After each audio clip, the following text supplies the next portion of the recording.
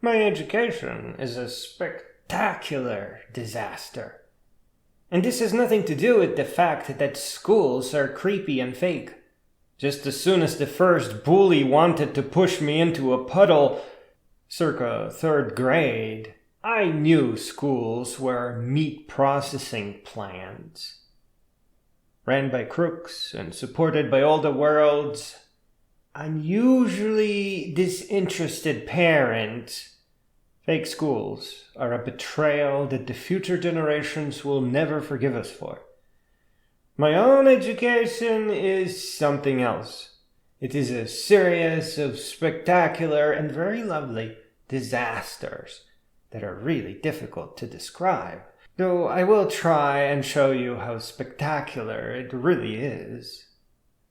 There's only one rule in the world of programming that must never be broken. And I have been thinking about it, and it is really bad to break it. The rule is, of course, never make your own database. And I totally agree with it. I swear. So my own version of CouchDB that I just published, which is to say none of the code is anywhere where it should be, though it works really great, has been named after what many consider to be an extrasolar starship, still passing through our solar system. It is the beautiful, tiny, though kilometer-long asteroid named Oumuamua, which is Hawaiian for scout, as in an extrasolar visitor checking up on us. If I wasn't from around here, I would first be checking up on the state of your schools and see how you shaped the system that all the future of your kind will grow up in. I would not be stopping by, though I would return in less than 1,000 years. And you know what? If I found out that fools are making their own databases, I wouldn't even try to pretend that my non-gravitational acceleration is potentially due to outgassing. I'd slam the pedal to the metal and wait an extra century before coming back. You know, I didn't really want to admit it, but I was once classified as an alien, though I flew here from the boring parts of Europe, where schools are double crappy. So, Oumuamua is my tiny little study in databases. The programming patterns underlying CouchDB, to be precise.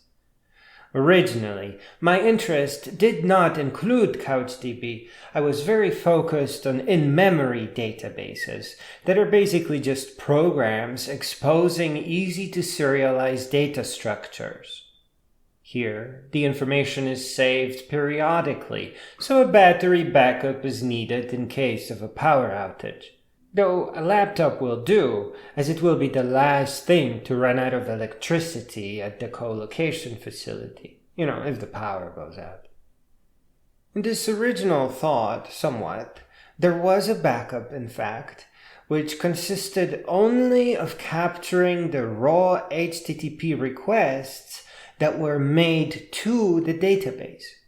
This is, of course, event sourcing, which means that I can replay all the HTTP requests and reconstruct the latest state of the database. Kinda cool. I actually did that once. It was a little scary. You can, of course, make snapshots along the way. This is nothing new, but I really like the simplicity of it all.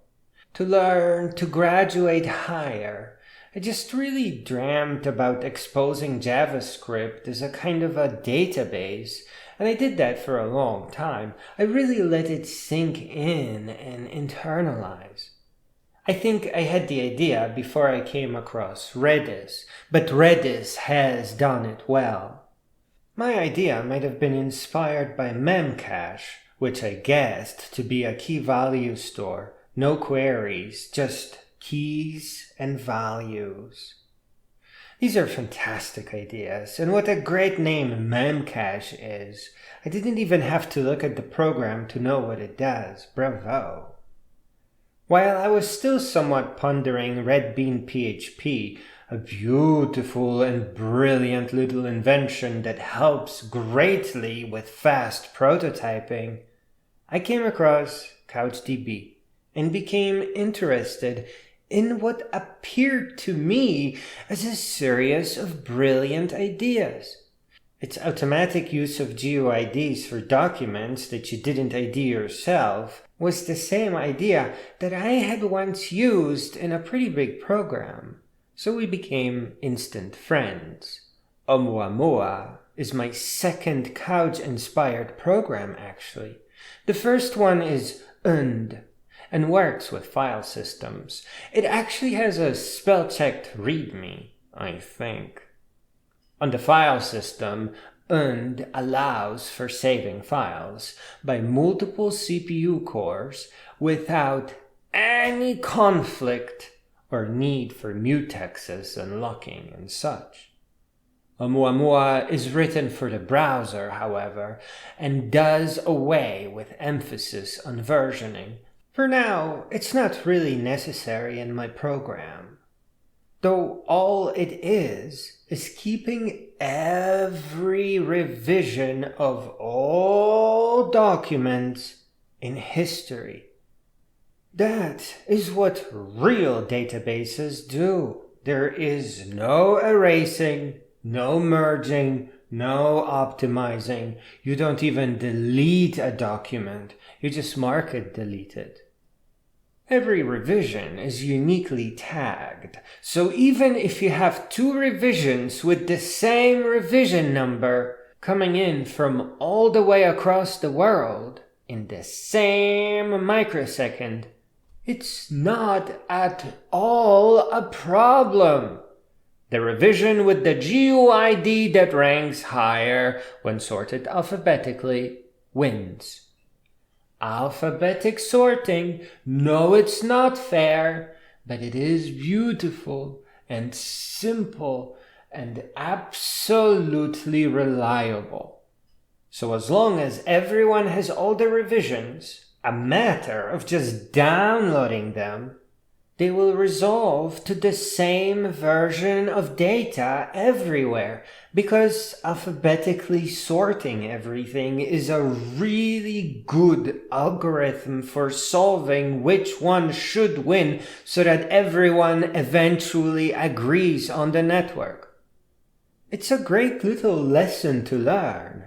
When you are not sure about something, simply sort the bunch alphabetically and choose the thing on the top as a winner. You know everyone else around the world will do it too. Boom, with this one little call to sort, you got yourself eventual data consistency. How wonderful. Looking at line 12 in code, you can see how frivolous the ID process is. If the document does not have an ID, I give it a random one for life. And now here comes the educational component. Personally, I haven't really looked at the original source code anywhere, because everything is always divided into little plugins and sorted for easy collaboration.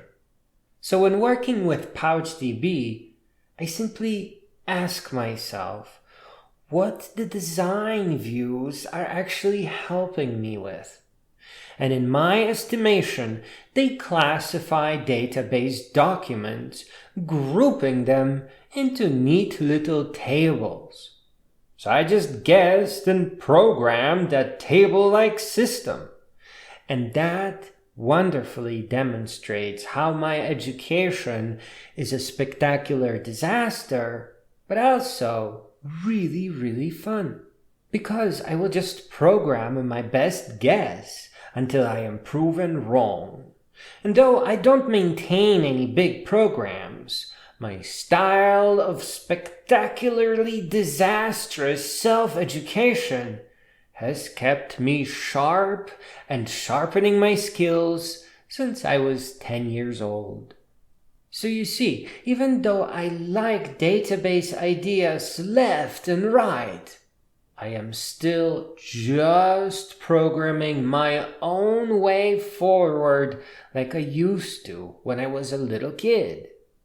And each time I prove myself wrong, I yank myself, as if by my own shoelaces, to a higher understanding of the slice of the programming world that calls out to me.